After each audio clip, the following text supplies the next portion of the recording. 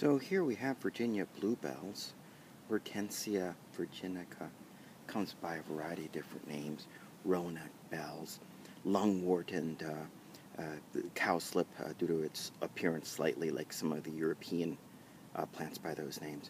Oyster leaf because some members of the genus do have an oyster-like taste to them. Color doesn't always come out great on film, but again, these are pendular little flowers, hang like bells, of course, and bluebells are mainly pollinated by bumblebees.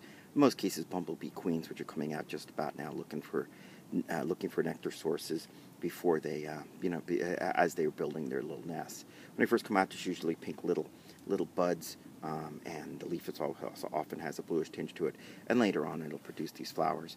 This is a spring ephemeral, so when it comes out, it needs to come out, collect as much energy as it can in its rootstock, produce flowers, get pollinated, produce seeds, all before the trees leaf out, and then it dies back.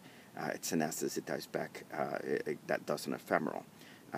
They can grow in huge patches. Here, I'm actually at Bull Run, and you might be able to get a little bit of an idea of just how much bluebells are in the area. This place, of course, is pretty well known for its bluebells, along with Riverbend Park and a few other places.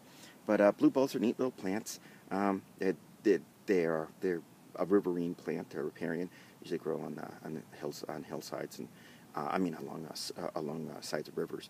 If you were to plant it, it does very well in fairly moist soil under deciduous trees. It's a nice thing to grow there where a lot of this stuff won't grow, knowing though that it's going to look kind of bad when it starts to die back. So what some people do is they interplant it with other things that'll come up to take its place. So you plant some deciduous ferns, and then the ferns come up and are unfurling their fronds just as these things are dying back and cover up some of the dying stalks. Well, you still get a nice little flash of color from the bluebells themselves. They tend to be dispersed by water more than anything else, and so if you plant, and gravity, so if you plant them uphill, they'll recolonize and spread quite nicely downhill. So that's another good trick to do. You plant it up a little bit higher and let it seed itself all the way down. Virginia bluebells, a beautiful spring plant named after Franz Martens, a German botanist, and a beautiful plant here in the springtime, usually in beginning of April. This is the second day of April, so this is a little early for them, but you get the idea. Beautiful little plants. Virginia bluebells, a lovely spring wildflower.